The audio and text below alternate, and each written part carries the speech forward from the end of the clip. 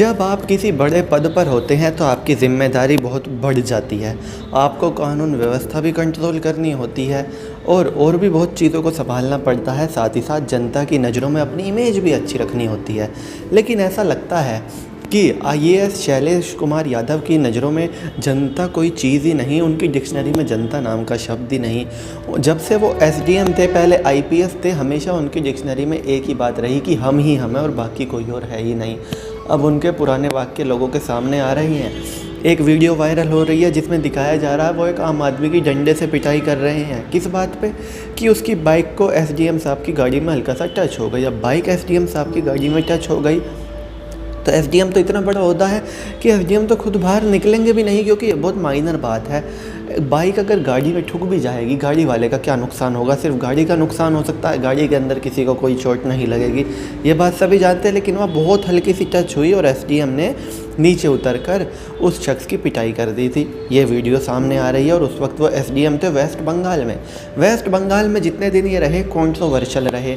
इसके अलावा एक ट्वीट वायरल हो रहा है जिसमें कहा जा रहा है कि जब ये आईपीएस थे तो एकेडमी में महिलाओं को गाली दे चुके थे, इनके खिलाफ एक्शन हुआ था। इसके बाद एसडीएम बने तो पश्चिम बंगाल में दुर्गा पूजा रोकने के लिए जब लोगों ने प्रोटेस्ट किया कि हमारी दुर्गा पूजा साइट कैसे हटा सकते हो अगर दूसरे धर्म की साइट नहीं हटा रहे हो, तो इन्होंने वहाँ पर फायरिंग ओपन कर दी थी जिसमें एक शख्स की मौत हो गई थी।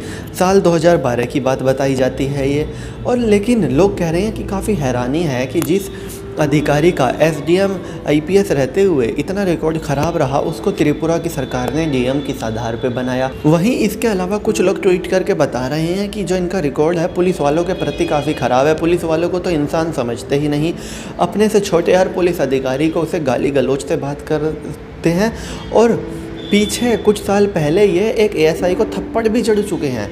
तो ये दिखाता है इनका एरोगेंट रवैया कोई नया नहीं है। तो जो इस वीडियो में दिखाई दिया और लोगों के सामने आया, ये कोई पहली बार नहीं हुआ। डीएम साहब ये करते आ रहे थे। वो तो भला हुआ कि दुनिया के सामने इनकी इमेज की हकीकत आई। लोग उस वीडियो को देख रहे हैं और पहचान रहे हैं कि इस तरह के डीएम भी हमारे देश में मौजूद हैं।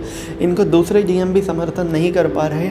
और जो पीछे का रिकॉर्ड है, जैसे जैसे वो बाहर आ रहा है, लोग सरकार से सवाल कर रहे हैं, त्रिपुरा सरकार से, कि जब उनका एसडीएम रहते इतना ज़्यादा रिकॉर्ड ख़राब था, इतना ख़राब रिकॉर्ड रहते हुए भी आपने एक शख्स को बना दिया डीएम, फिर आप उम्मीद कर रहे थे कि वो जनता से तमीज़ से पेश आएंगे। ऐसा कैसे हो सकता है? त्रिपुरा के विधायकों ने तो हिम्मत दिखाई है, लेटर लिख दिया है और मुख्यमंत्री को। लेकिन अब लोग उम्मीद कर रहे हैं कि त्रिपुरा के मुख्यमंत्री वो एक्शन लेंगे जो हर किसी की ज़ुबान पे है, और वो सख्त एक्शन होगा। और हर एक डीएम, हर आईपीएस जो खास करके ऊंचे लेवल के अधिकारी हैं, उनके लिए एग्जाम्पल बनेगा। जो अगर एक आध कोई है डीएम शैलेश यादव जैसा, वैसे बहुत कम उम्मीद है कि कोई और डीएम ऐसा होगा इस तरह से बदतमीजी कहीं, कम से कम पब्लिकली तो बिल्कुल नहीं करेगा।